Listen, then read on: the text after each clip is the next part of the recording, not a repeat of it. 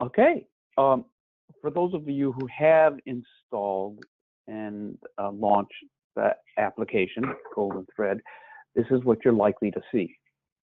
This is what you will see.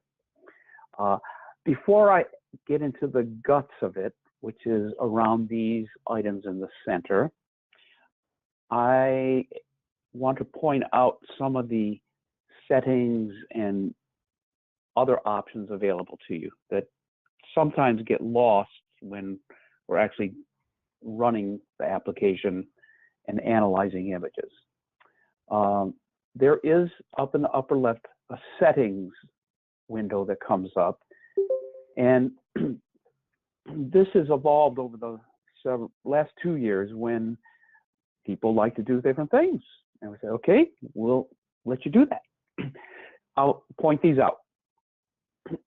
We've learned more and more that, and we do this now for every object target, well, every object target except the very small ones, the 4.5-inch ones, because we measure each of those, and you'll see a serial number on all those targets.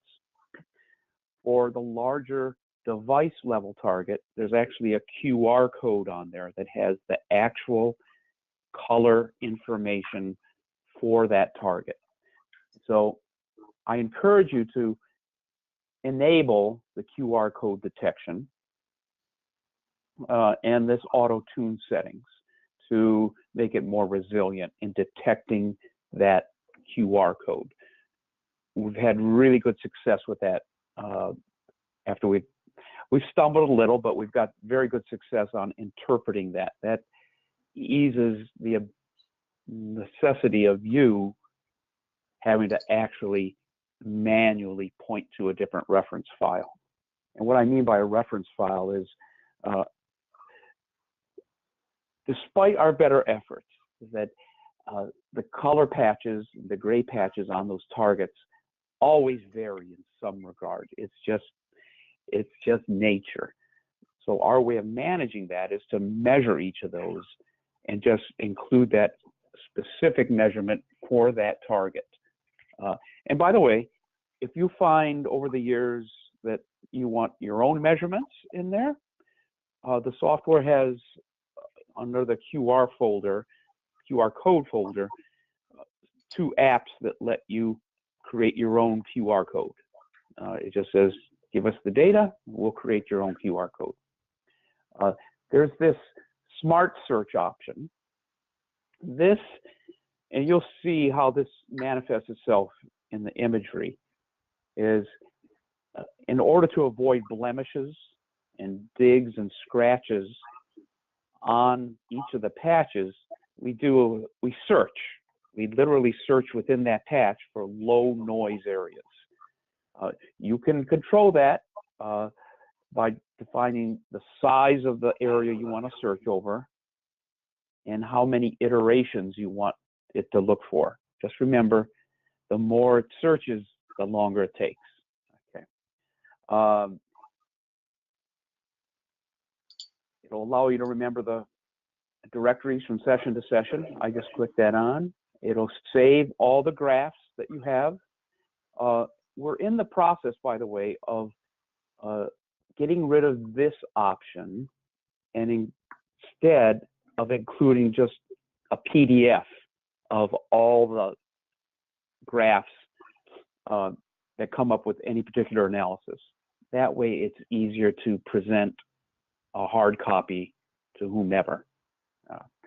And here's, if you have sidecar color profiles, this allows you to point to them if you'd like.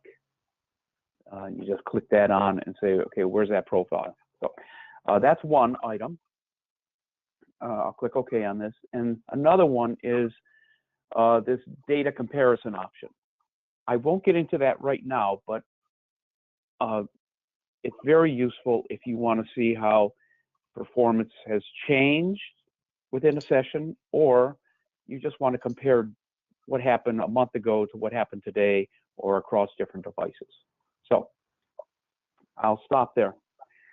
And we'll just start by choosing an image. of a target. And the presumption here is that the target is a reasonable facsimile of the objects that you're going to be digitizing.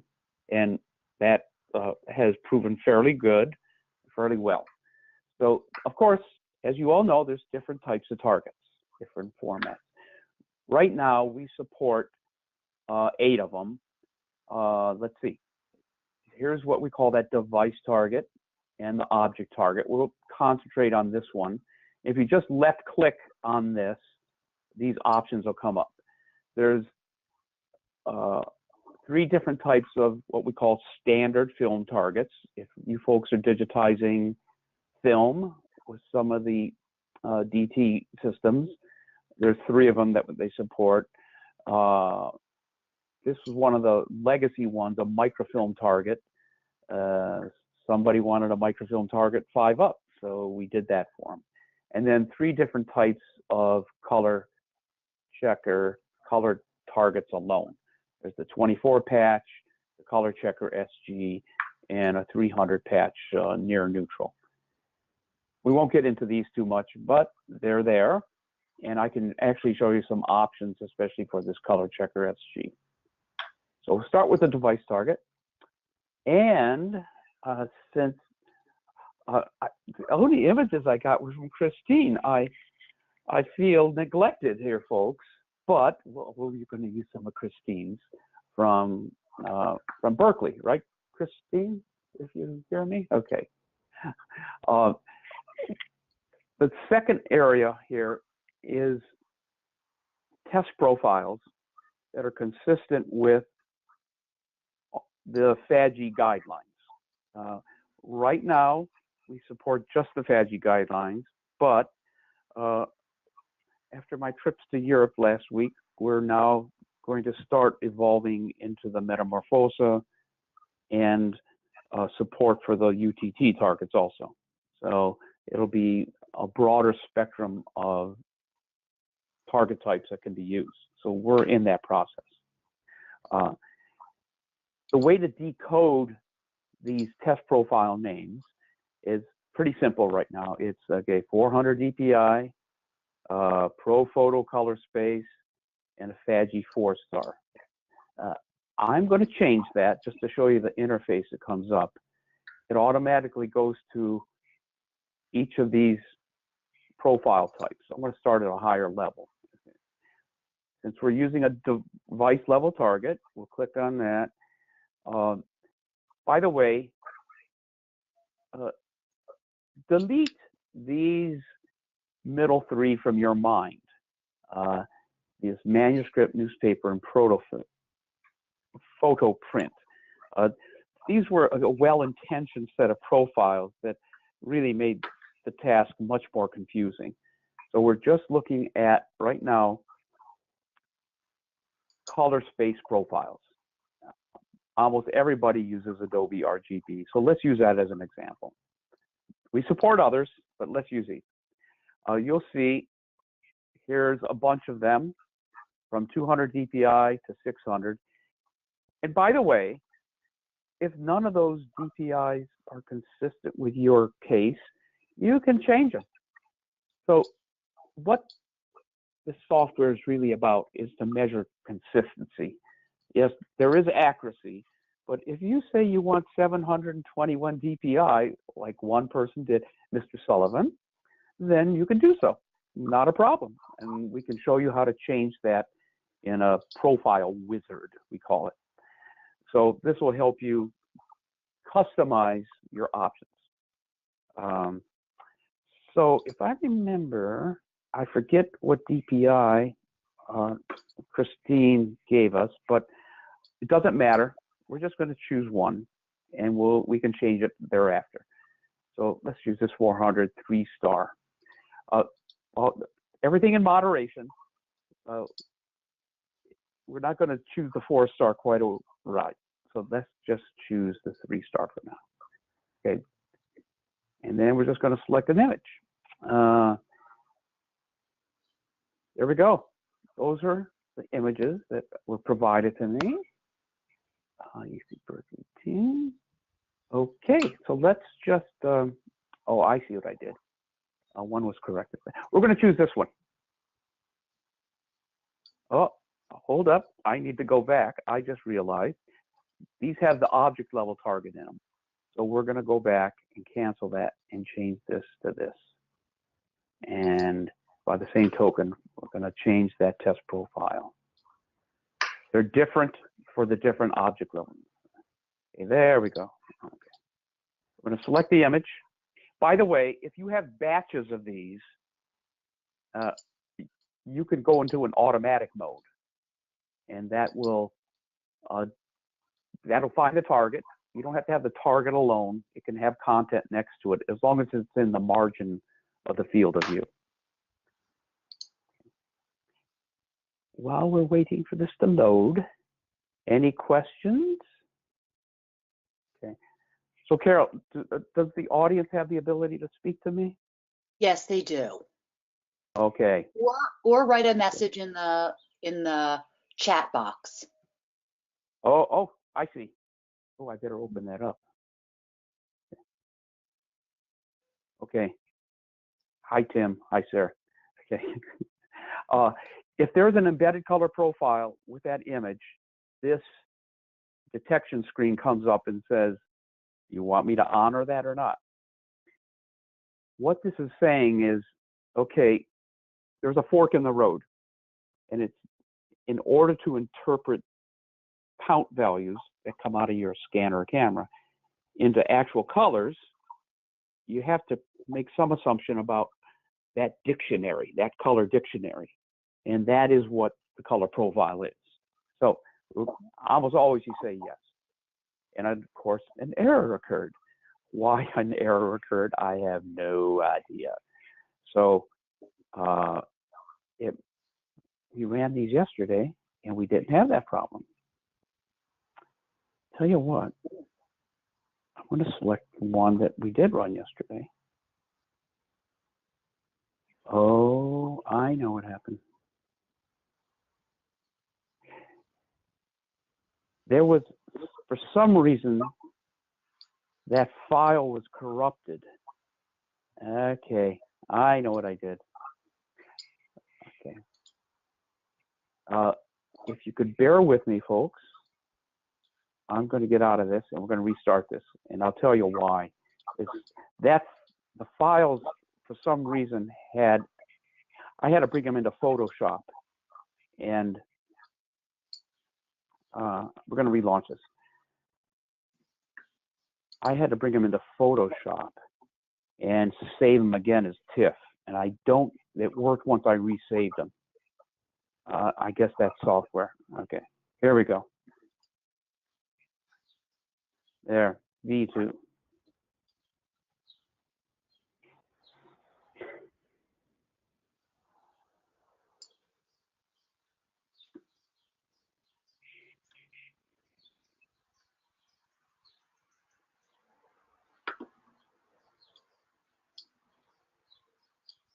Okay.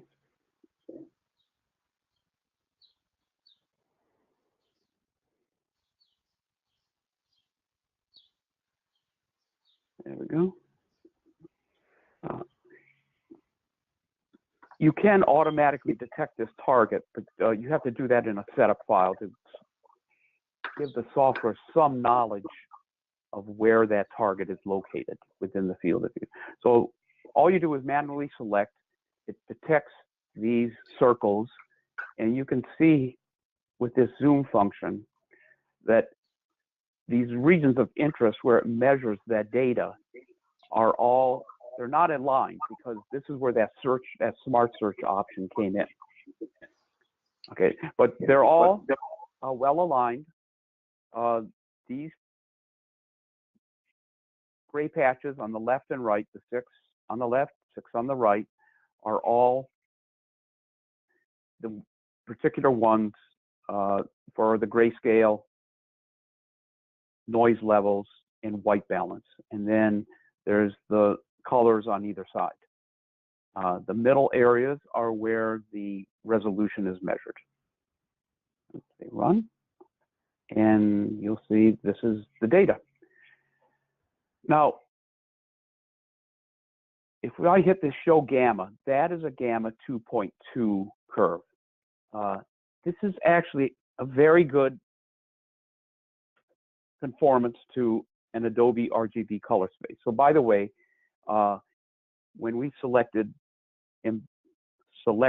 embedded profile, it shows what that profile name is up here. So we're actually operating in an Adobe RGB color space, or analyzing in it.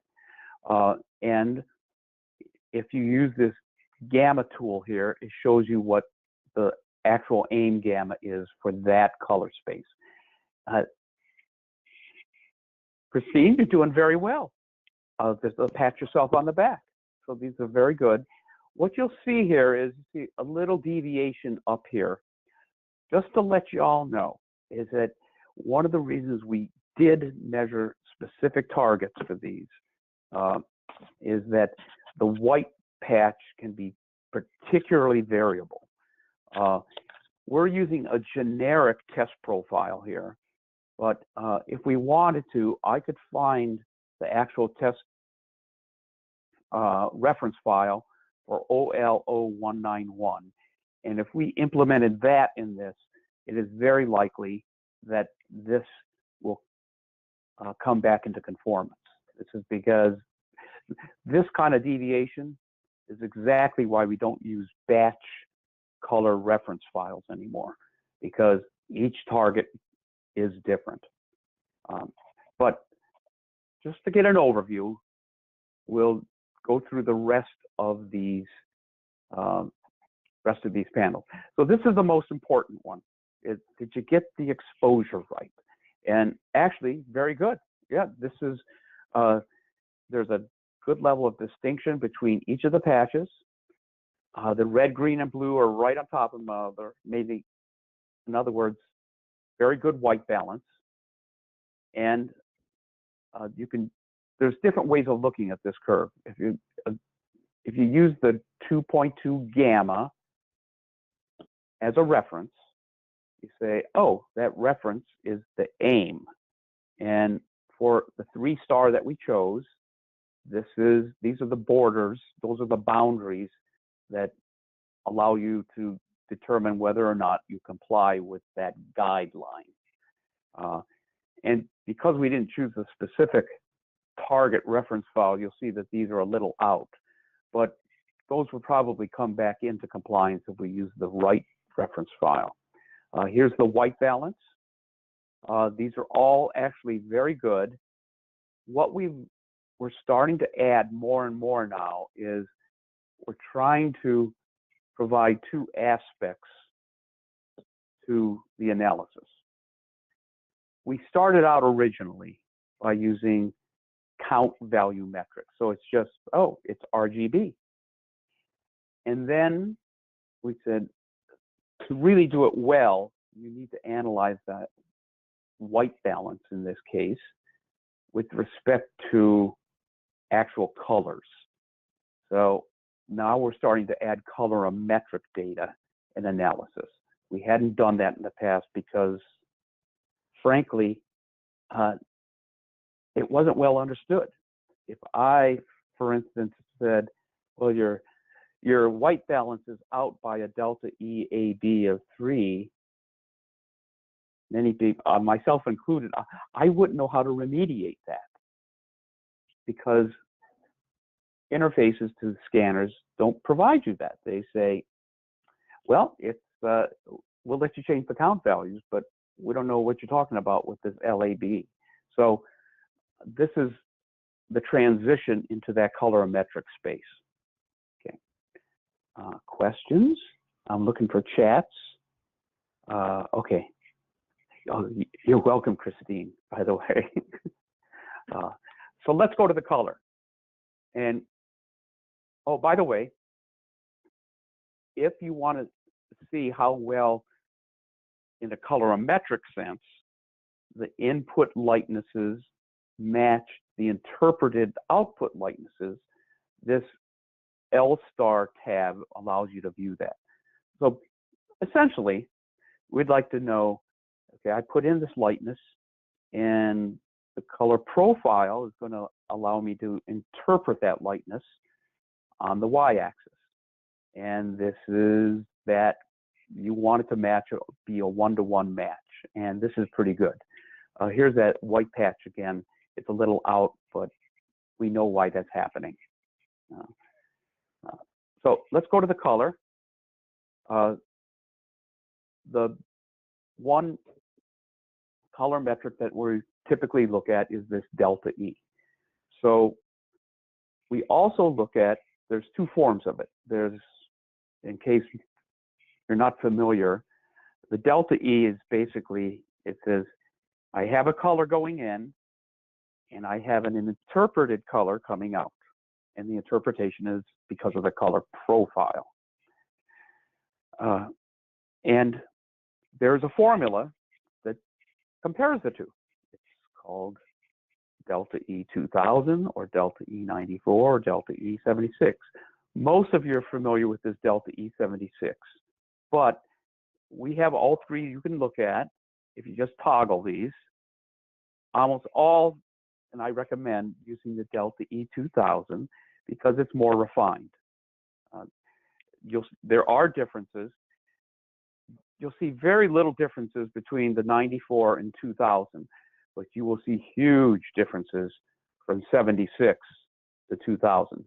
The 2000 typically has much lower delta E's, much lower color errors than the original 76. So maybe that's why I like you using it, because it gives you better numbers. And they're just not orchestrated numbers. They actually do work better. So sometimes you just want to know, so in this delta E, how do I interpret it? Are there, can it help me diagnose whether it's the color part? What part of that delta E formula is contributing to the greatest errors? So we break that into two parts. The full delta E measures lightness, hue, and saturation. And the delta E AB just measures hue and saturation. So it disregards lightness. And we designate that by the black and the red dots. And in this case, that profile is very good. You can see that the delta E, the full delta E is about 2.5. Same with the median, if you prefer that as a metric. And the maximum is only just under 6. In the spirit of full disclosure, we're really thinking of coming up with a different metric for this maximum, because you can see, if this is a great example, why, is you can see almost all the numbers are clustered, all the errors are clustered in this 2 to 3 delta E area. And there's only this one or two odd ones that tend to be outliers. And our sense is, well, those are really biasing the measurement here. So we're really considering at the FADGI level to come up with more like a 90% value rather than a single maximum value. Nevertheless, these are good numbers regardless. And you could see that the numbers have not changed considerably as you go from color to lightness and color. So almost all these errors are actually due to the lightness part of it. So this is all very good. So I wouldn't, in this example, I wouldn't worry about anything. By the way, we also put under the color registration. And some of you may know that as, or heard of that as, like color fringing. And that's really a property of the lens. It's for you optical weenies out there, that's they call that lateral chromatic error. So basically you'll see that the red, green, and blue channels have a spatial shift between them. One way you can detect that visually is by looking at edges and seeing if you see any coloration along them. These are so good it's not even worth looking at, because we cannot measure anything. We cannot measure anything reliably less than 1/3 of a pixel. So you can see here's the 1/3 right down here, plus and minus, and these are well within that. So when we see, even though this blue is greater, it's insignificant because we just can't measure that small. So once we get up to 1 pixel, half pixel, we're pretty reliable that we can measure that. Okay. I keep looking at the chat, so I want to make sure everyone's with us. We're going to look at resolution. Okay. Doing very well. The first thing I looked at in the resolution is this, what we call sampling efficiency. And all this is, in a qualitative sense, is I put in X number of pixels in a quantity sense, and we just say, okay, in a quality sense, how good are those pixels in terms of resolution?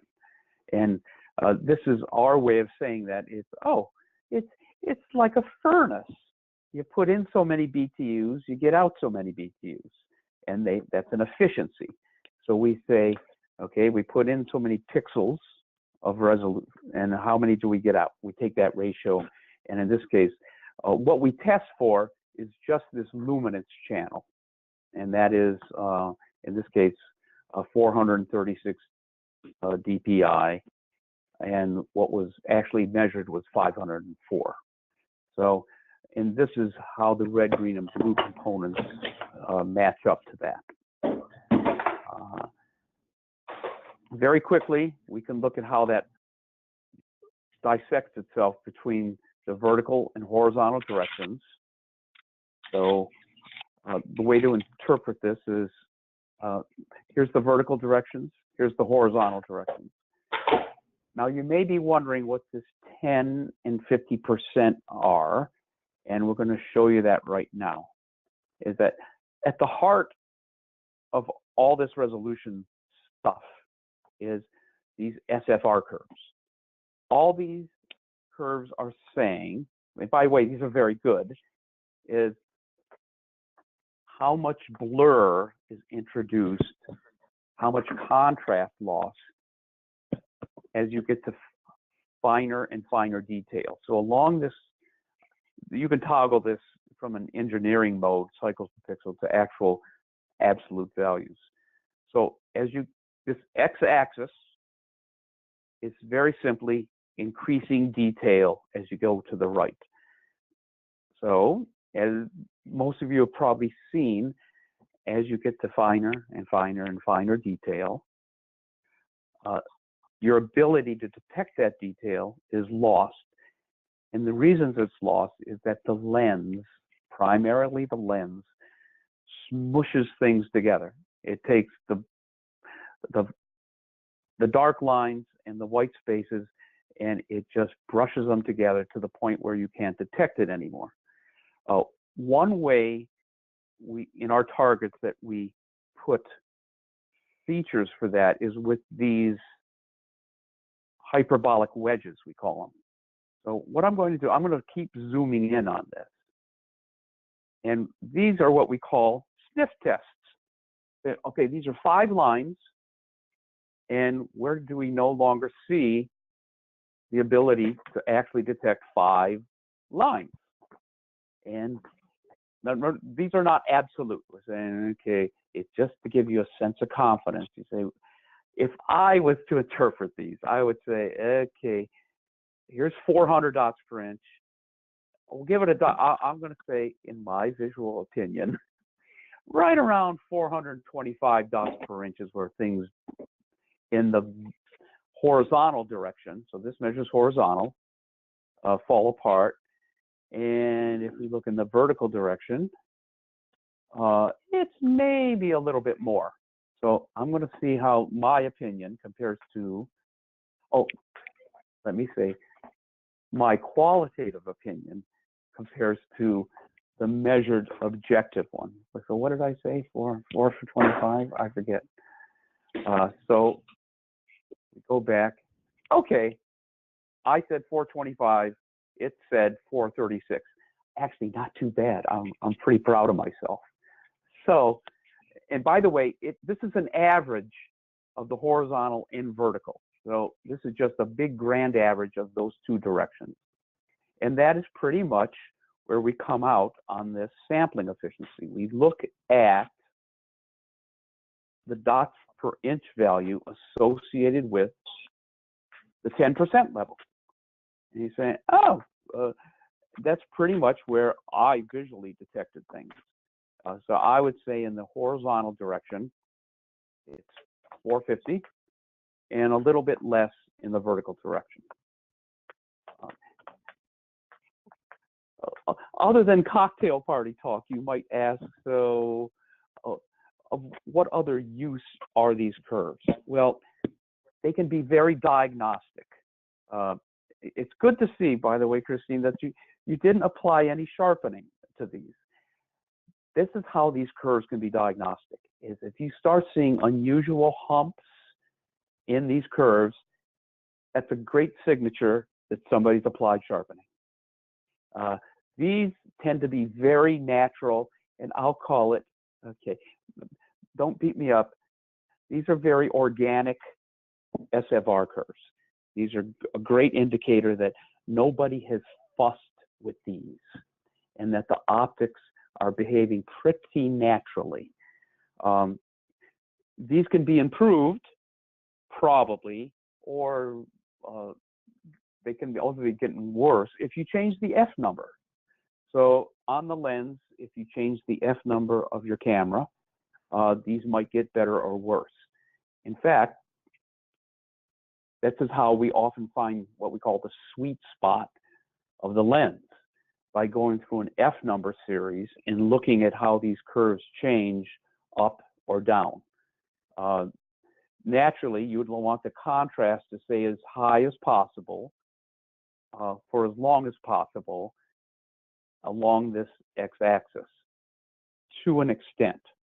So I claim, and many of the optics people claim, that a really good, nice spatial frequency response, SFR, that's what it stands for, is very much a straight line from this upper left-hand corner down to the intersection of this 10% point in this vertical line.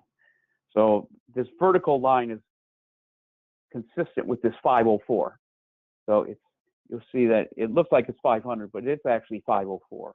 So that's what that vertical line is telling. It's saying, okay, that's the amount of data you have in your image, and this is the quality of it here. Here's this 50%. We also use that as an indicator of mid-frequency behavior. We would, if this gets too far to the left, that's an indicator of flare, or that the optics aren't quite behaving as they should. But these aren't too bad at all. Okay. Any questions so far? I don't see any in the chat room. But I tell you what, okay, I only see 2 comments. Okay, so I'm doing okay.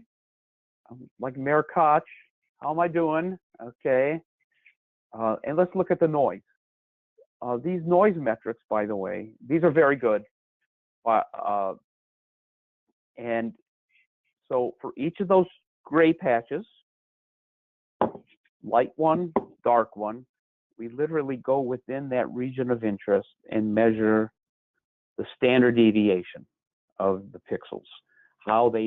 What is the fluctuations from min to max, and we calculate a mathematical, what they call standard deviation. It's a very well known and accepted metric for measuring fluctuations. These are well within the FADGI guidelines. We often see these typically rise as you go to higher and higher densities. that's an indication that there's just not enough light coming in through the system, and manufacturers will typically, I'll just say this, they turn up the gain. It's just like you have a television set that you can't quite hear, but there's background noise. You say, well, I'm going to turn up the volume. Well, when you turn up the volume, you also turn up the noise that comes with it. That's not the case here, but that's typically what happens when these noise curves rise above this threshold level. These are very good curves, by the way. We often say, by the way, that if these are too low, that's a cautionary flag. It's a cautionary flag because it's an indicator that somebody's cleaning up the noise in post-processing. These are exactly where they should be. We say a half a count of noise. That's what it should be at a floor level, and that's where these lie. By the way, if you want, you can adjust these limits as you see fit. So this is all, if you want to see where these are scaled differently, you can go in and do so here. This is just one of the ways of zooming in on these. And finally, with respect to this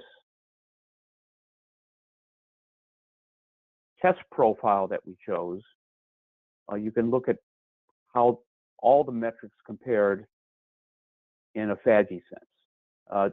By the way, because I chose a different DPI than the one that was actually chosen, that's why these are failing, because I didn't choose, what was it?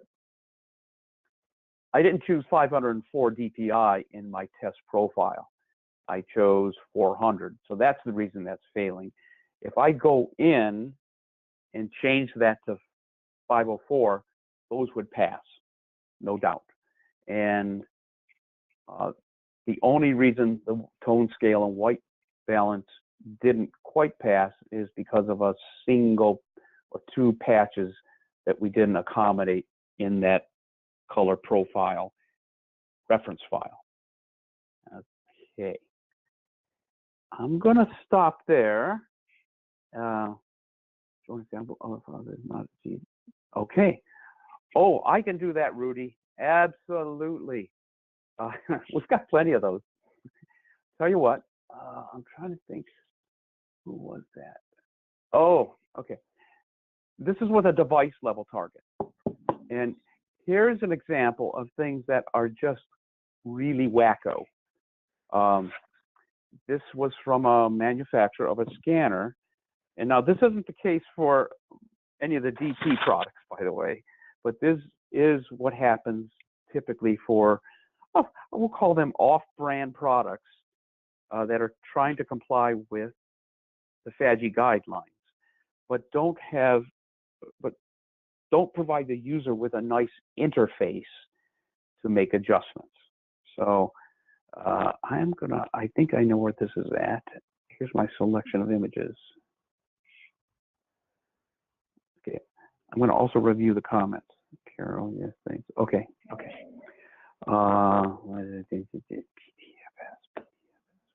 Where are they? There they are. Here, it's down here.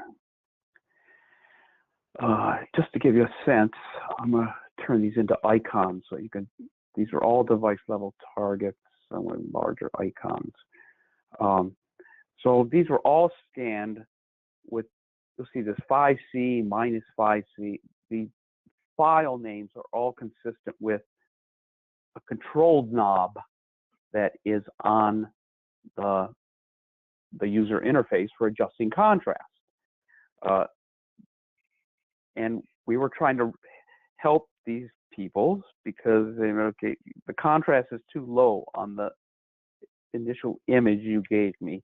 So fuss with that contrast knob to see how things change. So I think what we said was, okay, try this one. We're going to try that one. Now, many of you might say, well, it sort of looks okay. It looks like the gray target, but this is, you'll see exactly why this is an example of a really bad scan. Okay, device target, okay. Okay, we're going to go around here. Oh, this is already well cropped. You can just, you don't even have to manually do it.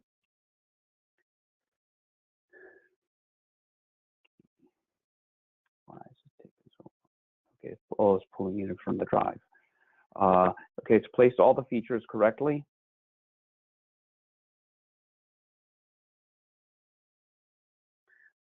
Here's why. I'm going to tell you what, I'm going to change this to a 2.2 gamma because that's probably what they were looking for anyway. So here is a 2.2 gamma. What is wrong with this? Well, I'll tell you what's wrong with this. Unlike the previous one, is that the red, green, and blue curves, these tone scale curves, and by the way, remember, these were all measured on those gray scales. And we extract the red portion, green portion, and blue portion. The white balance here is terrible. At least there's a nice type of curve to this, but, and actually, one could actually recover from this if it weren't for the fact that this red curve is clipped. There is no difference between the darkest patch and the next to the darkest patch. That's an indication that you've just not captured it well at all. And to go back, and we've asked the people to kick up the shadows, if you will, to try to get a better compliance, something where there is difference between each of these data points. So here's an example. And you can look at that with the white balance, where it is way outside of the test profile limits that we selected. And those limits were, well, Pro Photo. Tell you what, we're going to change this to a different test profile. This is a little unfair, I'll be honest with you. It's like, okay, most people like Adobe. Let's do that. Adobe, and let's start down here. Just going to do a 2-star. Adobe 2-star, 100. We'll select that again. I'm going to select a different one.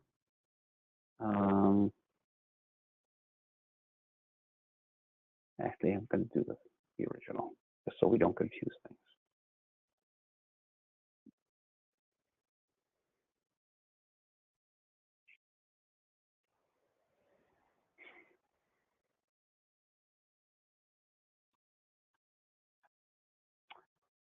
Okay. If we look at the white, those limits are a little higher, but you can still see, especially for these criteria, the red and blue, red and green curves, the white balance is way outside the limits. And that's manifest in not only the count level areas, but also the colorimetric errors. These should be, for instance, down in the 4 and 5, I mean the 3 and 4 region, and the maximum is up there 20. So this is why we encourage folks not to make assumptions around the look of the image. If you were to bring that into Photoshop, it would pretty much look good, but the white balance is way off. Let's see what's happening with resolution. Actually, the resolution on this wasn't that bad. And there are 5 areas we measure resolution on those device targets. It's in each of these centers and the corners, horizontal, vertical directions. So that's what you're seeing when we go to this resolution tab. You'll see there's actually a very consistent behavior across that field of view. As I toggle center, upper left, upper right, that these aren't changing that much in the technical sense. The horizontals are actually very good. They're well grouped. The red, green, and blue are well grouped, and they're getting somewhere around, let's see, an 80% efficiency. But most of this is dragged down by the fact that this vertical one is not behaving quite as well. I suspect, if I remember vertically, yes, this is a linear array scanner, and I'm very confident that the reason these vertical ones are lower is because this is a linear array that scans down across the target, and there's as it does, there's motion in that array. So that motion itself in that detector array causes a blurring, a differential blurring compared to the horizontal direction. So this is how these curves can be diagnostic. Not only is the resolution lower at this 10% point, but this is sort of like, I don't know. So this is, it was 400 DPI, let's call it 400. It's really 300 optically in the vertical direction, but it's much better. It's about 350 in the horizontal. And that's because of that motion blur that occurs on linear.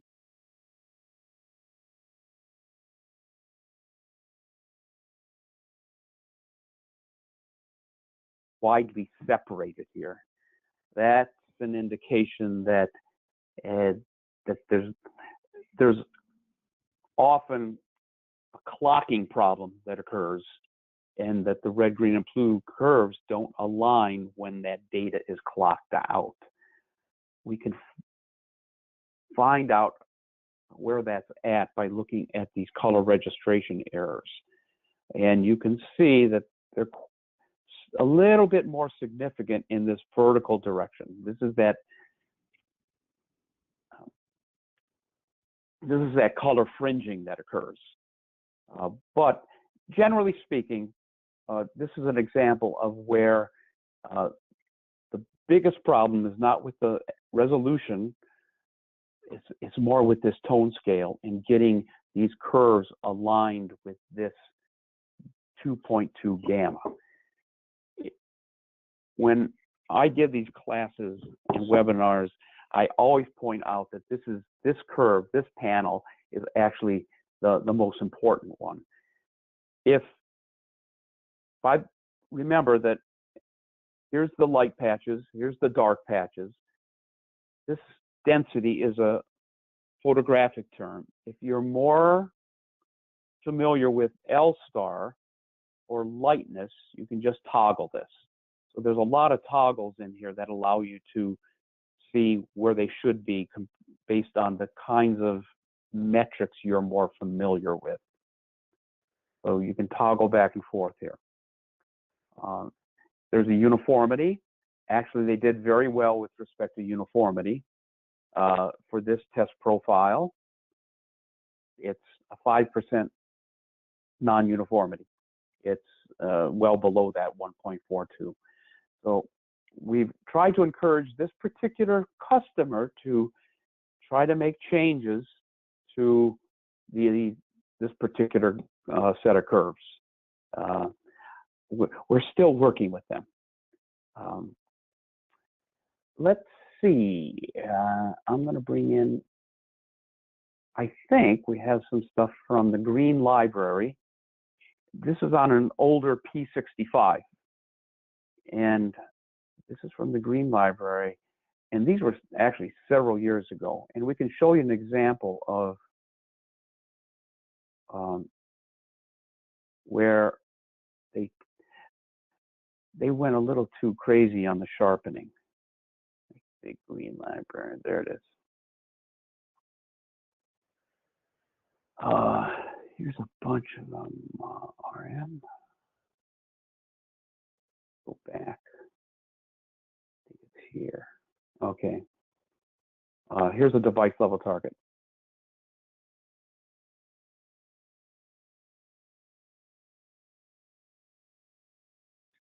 Okay, it's reading it in.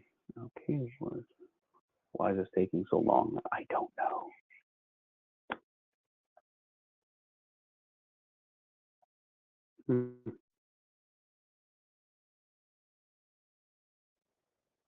Not that big of an image. There we go. It's actually quite dark too. So let's just see what happens as an example. Consistent with Rudy's request of getting an example of that don't achieve good results. We're comparing this to, let's see, it has an embedded profile. Actually, not doing too bad. The reason it probably looks dark on the screen is that it is a bit underexposed, especially in these patches down here. But generally speaking, it's not too bad. It's a little underexposed, but one can recover from this fairly easily with post-processing. So this is not what I would call a fundamentally bad scan. But here's how these SFR curves can be diagnostic. They went a little too far on the sharpening. Remember, the previous curves were pretty much from Christine, these curves that were going from here down to here. When you see these large humps or even mildly large humps in these SFR curves, that means it's sharpened. These are way sharpened. And when we see these kind of behavior, this is basically why we have that 50% test, is if this 50% curve intersection is way out here, that's our way of saying it's been sharpened, and it's been sharpened a lot. Another way we test for sharpening is by looking at the maximum value of this SFR curve. Frankly, we don't like these to be any more than 1, but we do allow in the FADGI guidelines some allowance for that. But this is way beyond even the 1-star level for the SFR behaviors. So here's an example of something that you can control in Capture One. You can turn that off. Right, Rudy? Yes. Say yes. Okay. I'm pretty certain you turn that off.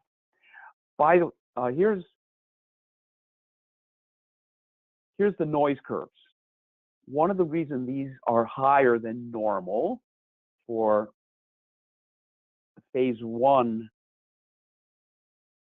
cameras that I've seen is because that sharpening also increases the noise. And the fact that these are rising as you get to the higher density, it's very likely that these are increasing because of that sharpening effect. Is that it'll increase the sharpening, but it'll also increase the noise. You can see that visually if we go back to this image setup and look at the curve. Let's see. I'll tell you how you can see that visually.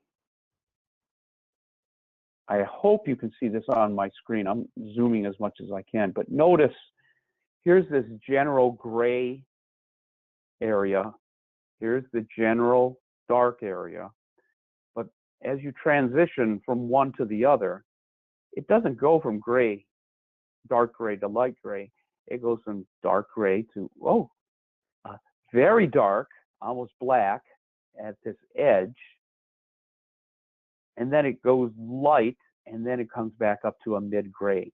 So this behavior in here of gray, light gray, very dark to moderate dark, that's the indication of sharpening. If you're doing text, you'll see that as a halo around the characters. In fact, let's see if, you can start seeing that with this halo effect around characters. So if you're doing documents, that's a visual indicator of what's happening there. Okay. Any other requests? Confusing areas? Tell you what, while you're thinking about that, I'll show you this data comparison tool. For every image that's analyzed, it saves all the data to a database specific to target type. So when you launch this comparison tool, it'll say, okay, what target type of data do you want me to analyze? And here's all the different types. Most popular is this device target, so let's choose that. And I'm going to upgrade this to, not upgrade it, but to today's date. Let's see. I'm going to try to find one. Here's stuff that we did today. But let's, I'm going to choose one from that one scan that we did where the contrast was too low. And they gave me different contrast levels. That's here and here. And let's see. We're going to go to graphs, and it'll show you the difference between them. So this can be useful in trying to make adjustments as you, in this case, from different parameter settings. This -5C and -10C, the C stands for contrast. And the numbers -5 and -10 were simply the slider numbers that came up. I don't know what that means. All I know is -10 is less than -5. So let's see. The -10 means there was less contrast imposed on the scan. That's the green. And in fact, that's the case, is that the slope of that curve is less, meaning less contrast, than the red one. So that this is an indication of how that contrast setting, -5 and -10, manifested itself in the actual standardized ways of measuring exposure and contrast. So the higher the slope, the higher the contrast, and that at least we're going in the right direction here, is that the red one was less contrast, or in this case, more contrast. So you can toggle that between the red, green, and blue. And you'll see if you want a different metric, let's say, the SFR, that doesn't affect the SFR curves. So them adjusting that contrast did not make any difference with respect to the resolution, but it sure did on that tone scale. And this is one way you can use that. You could toggle these off if you just want to see one or two. So these are some of the features. You can select as many of these as you want to do these comparisons. And I think these no, this isn't toggled yet, but it will be in the next version. Okay. Next question. Any other questions? I don't see anything in the chat. Carol, Rudy, have any suggestions? Okay, so I have a question. So can we assume that this software that we're viewing today is the latest version? Yes. Okay. Yes, And that's a good assumption. Mm-hmm. Okay. And is there anything coming down the road that you're working on that the team on the call might want to know about? Yes, we're as we get more questions from the field, we're trying to build these requests into the software. Here's an example of what we're currently working on. Is many times users will simply want a PDF report of the results. So that is actually done, but it hasn't been combined into a new rev of the software yet. We're also trying to make the selection criteria for things like resolution, easier to specify. That's another option that we've, even I have noticed that we shouldn't have done it that way. We should have done it this way. So these are the changes we're starting to make. I think I might have mentioned we're going to now start including the Metamorphosa guidelines as opposed to the FADGI. Do both. So it's those kinds of options as people give us feedback on things they would like or problems they've had. I have to admit, once users start interacting with it, they'll get back to me and say, well, why is it that way? That's not a very natural way of doing it. And you say, yeah, you're right. We need to change that. And so that's what we're doing.